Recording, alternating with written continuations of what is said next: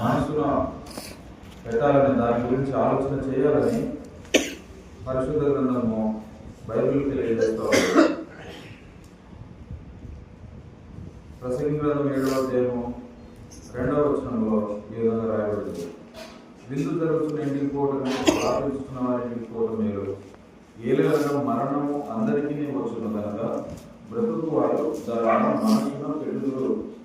మరణము అందరికీ వచ్చును కనుక బ్రతుకు వారు దాన్ని మనసున పెడుదురు.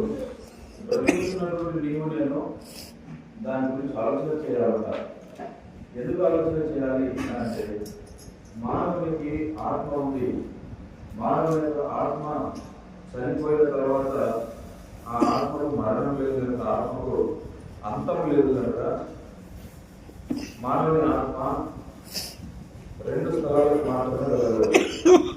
మొదటి దేవుడు ఉండేటువంటి స్థలం, రెండవది దేవుడు లేనటువంటి స్థలం.